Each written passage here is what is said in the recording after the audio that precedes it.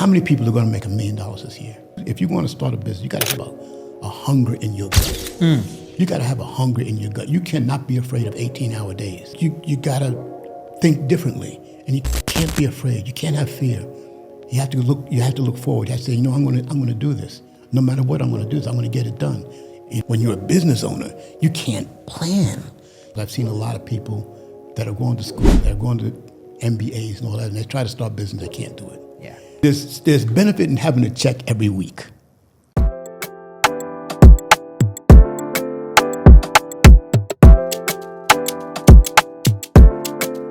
Welcome once again to an awesome episode of Connected Minds.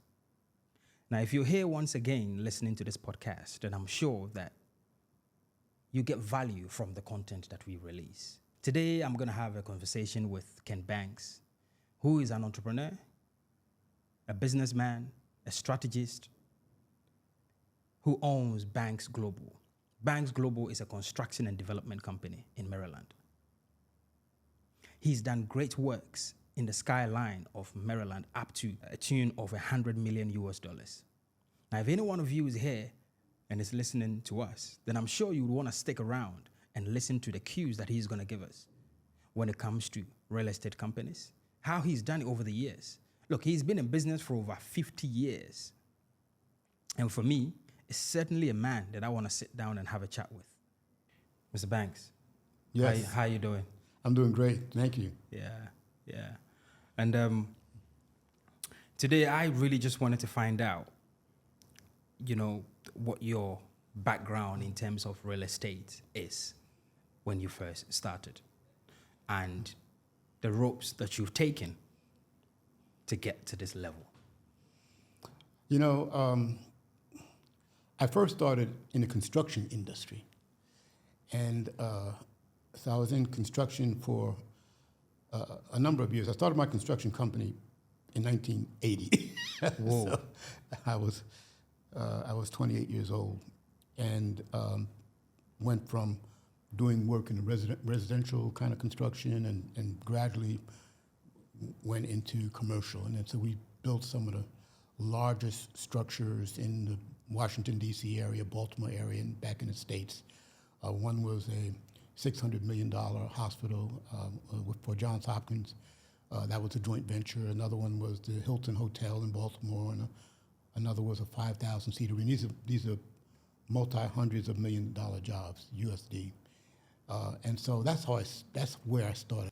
I needed an office space, and so why not have an office space where you own the building? And so I bought a building and moved in with my offices, and economically it made sense because I'm paying myself rent from my company. My company pays me rent, the owner of the building, that kind of stuff, and tax-wise it works out a little bit better. And I use my company to do the construction. So wait a minute, this is a pretty good deal, right? And so I began to buy more and more properties and bigger properties, and where I would, find the financing, do the construction, and then lease them out or rent them out, and that was my model for a number of years. And then at a certain point in time, the projects, there were a couple of projects that came by, they were just too big. I couldn't handle them myself. It was just too big. And so, and one was, this was my first one, but one was the redevelopment of 88 acres around Johns Hopkins Hospital. It was massive, multi-billion-dollar project. And I knew it was much too big for me, right? But I had the political contacts and be able to be a strong person to be able to get that project done in the state of Maryland. And so we went out and found partners to be able to do this project with. And so when you develop, find a partnership, now there's a couple of different joint ventures. The first joint venture I had was with the company, and I had the job, and it was the redevelopment of 500 apartments. Just a redevelopment. It was just rehab. But it was a very complicated structure, financial structure, and a lot of paperwork that had to be done, et cetera, and I wasn't really set up for that. We were set up to do the construction. And so my first joint venture with one of the largest construction companies in America, Whiting and Turner, I said, look, you guys do the paperwork, take care of that, and we'll take care of the construction. It was a 50-50 joint venture. Right. And so I came in, we put our superintendents on the project, we ordered the material, we had the subcontractors, and we did that work, and they did the other side of that, the administrative side and all that, and it worked out beautifully. And so that was my first joint venture, which worked out very well. And it's a joint venture that I brought to them. And so other joint ventures are much bigger. You know, with all the businesses that you've done, Yes. right, and all the experiences that you've built, what are some of the things, the struggles in between that you had to overcome? Struggles in usually manpower. Okay. In the construction world anyway, there's manpower, because it's like a feast or famine. You get these big jobs and you hire people and you get all these people, right? And at times I had almost 100 people in my business. You know, not a huge company, but 100 people is Oh, that's quite a lot. a lot of people running around, right? Yes. And you know, you're hoping that you have work for those 100 people all the time, but of course sometimes it drops down. Yes. And so now you don't need 100, now you need 70. And so what do you do with the 30 people? Because you're thinking that maybe next month this job's going to come through. You know what I mean? So those are the kind of things in between. And there's also the cyclic kind of economic times that all countries go through. Yes. And so there's these down times, you know, or this right now most of the world is in high inflation. Yes. So what do you do during high inflation? And so as a business owner, can you take advantage of that? Can you take advantage of that? And you see a lot of businesses now have taken advantage of high inflation by raising their prices when they didn't necessarily have to. And so that's happening all across the world, where businesses have yes, their costs have increased because of supply chain difficulties. Yeah. But when those supply chain difficulties became manageable, the costs haven't come down. They've stayed up. In fact, they keep on rising them until people scream. And when they scream, then they stop, right? Yeah. And so, you know, at any point in time, if you have money, you can make money during high times of inflation. But if you don't have money, it's really difficult. Very difficult. You know, because so many things, and most people are at a place where, you know, when things cost 10 or 15% more than it did last year, it's difficult to survive. And so I've actually just seen in an email that the UK are preparing to increase the minimum wage.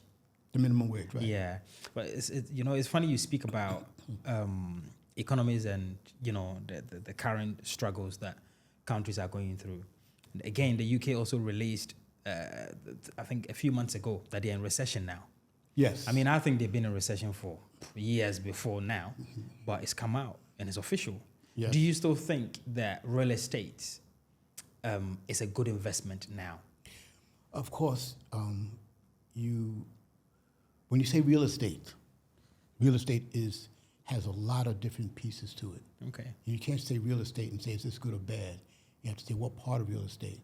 Like I would say office space is probably real bad right now, because in an age where so many people can work from home, businesses have gone to the point where they don't need 50,000 square meters, right? Or, they need 10,000 or whatever. Almost everybody's cutting down, cutting back in terms of their office space needs. So if you're a developer and you are in office space needs, it's not a good right place now. to be. Yeah. Now, if you're in medical, if you're in Rental. Buy-to-let. What kind of rental? If you're in housing, that's rental, but business rental is not. What else was I going to say? Storage. What do you call that? Storage units. For your computers and things of that nature. Distribution is very good in certain areas. Because of companies like Amazon and it just all the distribution centers are doing well, and the medical centers are generally doing pretty well. So you got to kind of say pick your field. So if you're in residential, it might be very good according to what area you're in. Yeah, that's true. You know, when most of us, when we start business, we don't have the first-hand experience. We've never done it before. Right. Because I remember coming out of university and saying, look, I want to register a business and start a pharmacy. The only experience I had was what I had in me, Right. which is Derek saying that he want to do business. Now, what sort of mindset do you think an individual needs to be able to pick themselves up to say, I want to have a startup business? You know, I think that's a great question. And that's a great question because I've seen a lot of people that are going to school, that are going to MBAs and all that, and they try to start business, they can't do it. Yeah. Because I think it takes more than that. And I'll say that I was fortunate enough to have a very poor upbringing, and so a desire burned within me. And if I think that many business owners, if you not people who get money handed to them, you know, and continue business ever, but if you want to start a business, you got to have a hunger in your gut. You got to have a hunger in your gut. You cannot be afraid of 18-hour days for months on end. You can't be afraid of that because you know if you want. And the other part of that is you have to be not you know. There's benefit in having a check every week from an employer, right? Yes. Get a check every. I know, you know, I can plan. Yes. Everything is safe. When you're a business owner, you can't plan. You know, you might get a big hit, but that might be the only hit you get for a couple of months, right? So you gotta, you know, you gotta think differently, and you can't be afraid. You can't have fear. You have to look forward. You have to say, you know, I'm gonna do this. No matter what I'm gonna do, I'm gonna get it done. You know, you have to take. What is that Japanese general who, when they were going to war, right? And they got into these ships, and they took these ships over to the other island when they were going to fight. And the general turned around and they burnt them. They burnt the ships to the vine. It's actually Think and Grow Rich. He said, is that what? Yeah. He said, you know, we either win or we die. Yes. There's no option. And so sometimes when you take the option away, from that, I used to tell people, you know, I give a speech, and I say, look, how many people are going to make $1 million this year? You know, let's say 1,000 people in audience. Maybe one person raised their hand, and that person's lying, right? They're not really raising their hand. And so I'll tell you what.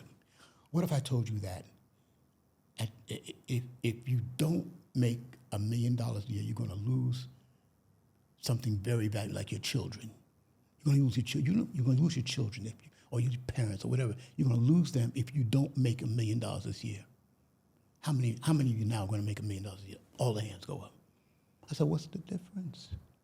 What's the difference? The difference is we know we can do it. It's just that we don't feel like doing it.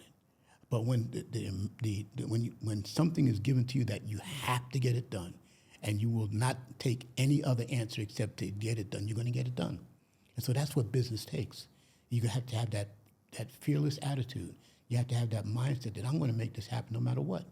And you're going to wind up seeing adversity. You're going to come into the almost looks like a hard stop. You're going to have hurdles in your way. You're going to have people telling you can't get it done. You're going to have all kinds of things happening. But at the end of the line, your mentality is going to be, I'm going to make this happen. It's going to happen for sure. Whoa. Now, yeah. Whoa. At what point did you feel you got very close to giving up? And what happened? What was the turn? I can say I've been very discouraged. Okay. I can say I've been very discouraged.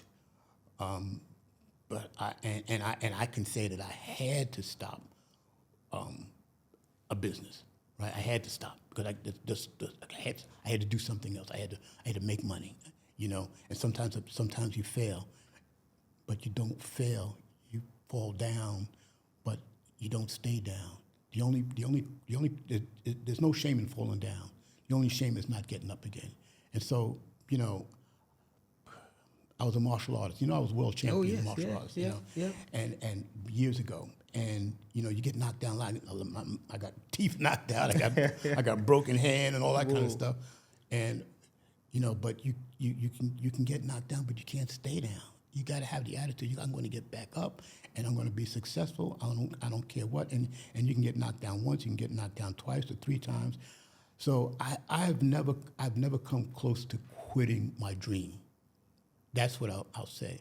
I've been discouraged. I've been all kinds of stuff, but I've never come close to quitting my dream. If I have a dream that I want to see happen, that's what I want to happen. And so, okay, that's it. Some of us, right? Yes. We, at any point in time, Yes. there's a thought in our mind. Are we doing it right? Are we doing it right? Are we Yes. doing it right? Because you move from this business, then you add on that business, then you add on that business. Yeah. It never stops. Yeah, and you can't know. You can't know, but you got to take a step down a path, and the path will show you.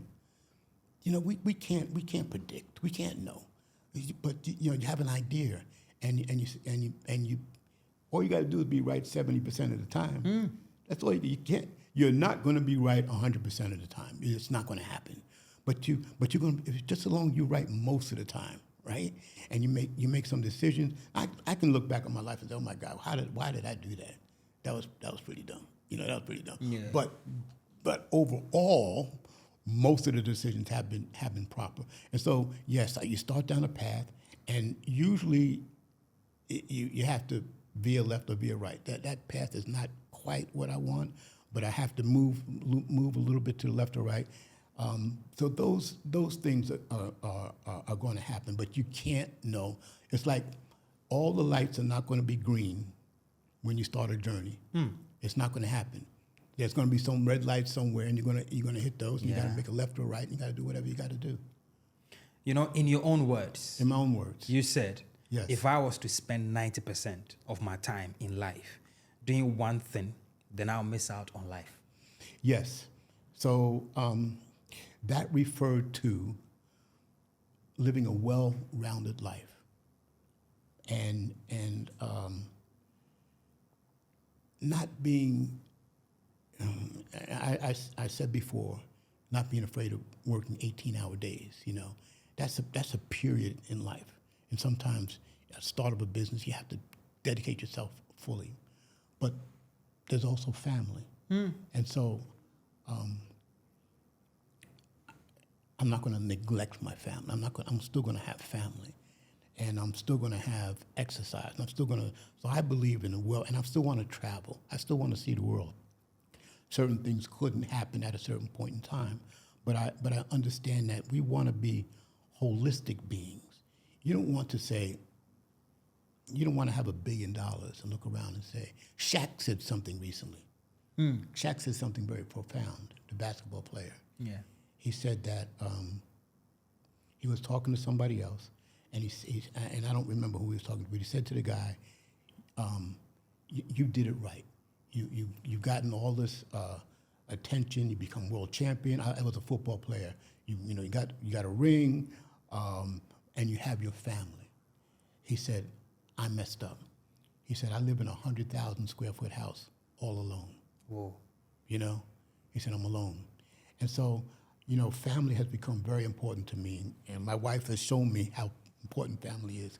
I grew up in a situation where family was tough. It was being raised with an alcoholic father was tough, right? It was just different dynamics. But yeah, live a well-rounded life. Church, whatever, if that's spirituality, family, friends, all of that is important. I think. Yeah. So when I heard that quote, yes, that you said, then the next question that came on my mind was, then how do you, balance, family, business, and relationships, friendships? How do you balance it? How do you do it individually? I don't know. I've done this for so long now. You don't have the strategy. I don't have to work as hard as I used to work, right? So I got a little bit of extra time. Yeah. But I keep in contact with my friends, and I try to do that on a daily basis. My family is important, so I mean, every year we're doing something. Every Thanksgiving is like a Thanksgiving and family reunion at the same time. It lasts for a week. We take our grandchildren out for almost a month every summer. You know, just things like that. You know, and so I like spirituality, and so I meditate every day for an hour or so in the morning and sometimes in the evening. And so there's this. I find space for everything. Yeah, I want to find space for everything. Very holistic. And then we travel. We get to see the world. We've been in Africa for the past month, 3 different countries. You know, I mean that's living a life, man. Yeah. That's living a life. And to me, I mean, I could be sitting home. I got some friends that sit home, but I think also just staying healthy. You know, I want to be as healthy as I possibly can. You know, I told him be 72 in a couple of months, and man, just I want to keep on going. I want to break a world record. I'm not. Whoa. I do. I want to break a world. There's a world record in rowing that I became aware of from in my age group that I'm talking about. Right. And I said, man, I think I can do that. I think I can. So I'm going to start working out in terms of doing this. You know, not the rowing machine. Yeah. You know, the indoor rowing. And so what, just a goal, just something to do, just something to keep me in shape, right? And I mean, you look fantastic. You look thank amazing. you. I mean, if I get to your age and I look like you, then I would say, hey, God, thanks. Well, that's what I do. I thank God every day. You look amazing. Because it doesn't have to be like this. Sicknesses can come and, but well-rounded life is important. Excuse me. I've got a very, very important question. Okay. Right. And it's important to me because I believe it's a misconception. You know, there's a lot of misconception about having a woman with her own money. Yes. Her own path. Yes. Her own dreams, aspirations. Right. And you yourself, as a successful businessman, is married to a lady who is also very successful. Yes. And I'm sure the time you met her, she was as successful as you were. We met, and we were both fledglings in our businesses. Yeah. Right. Right? I mean, we weren't, we met at a certain point where she was getting started in her business. I was getting started in my business, and we just kind of grew. Our businesses grew, and we grew together. Our businesses grew together. But we had similar ideas about business and about how to grow business and about how to be successful and about how to present yourself to the world and how to sell. Because every business is you got to sell no matter what you got. You got to sell. And so we having a successful wife, I think, is a blessing. I don't know. I know some people are intimidated about that, but we both have our own success. We both have our own money, and we there were times when she was traveling a lot, I was traveling a lot. We might be apart from one another almost 100 days a year, apart. But when we came together, it was fantastic. Yeah. Now we're together much more. We might skip 10 days a year or something. Somebody looking and saying, well, aren't you going somewhere? Don't you have someplace to go? Yeah. But we just, I think, why not? Because, the way I look at it is, if you're a successful man and your woman is waiting for you to come home every day, and you don't come home, and she's worried, and Gloria, my wife, has something to do. I have something to do. We have our lives to live. Right. And she has her dreams and her vision. Why would I want to get in the way of her dreams and visions? I don't want her to get in the way of mine. And so we have freedom to go to do whatever it is that we think we need to do. And that entails travel. And it did entail travel for quite a bit, but now it's a little different. But I enjoyed that. I enjoyed us being able to talk about our successes and our failures, and what they mean to each other. And we just found that relationship has brought us closer. Wow. That being able to talk about those kinds of things has brought us closer rather than apart. Apart. And she had a lot more because she had a lot more notoriety than I did, in terms of people all over knew her because her business was, and my business was in, certain area, what I was doing. Her business was national, so a lot more people knew her. But, so you have to be comfortable with that as a man. Yeah. Yeah. Yeah, no, but thank you so much. Thank you so much for your time. Thank you. I think you've done fantastic. And, you've I think I got energized about 15 minutes in. I got a little bit more. Yeah. But I think it's been great. I think it's been great. Thank you. I've learned a lot. I'm on a journey. You're almost living the future that I want to live. Right. So it's a lot of learning. And even for the people that are listening to us, gonna watch this podcast as well. Wow. I appreciate you because I think when you came in, I said that look, I want to get into real estate properly, and that's construction. So the workers doing all that projects, they work under me. Right. So I want to learn the ropes. Yeah. So yeah. I hope I was helpful. Yeah. No. Thank you so much. Thank you. Thank you so much. Thank you, Derek. Take care.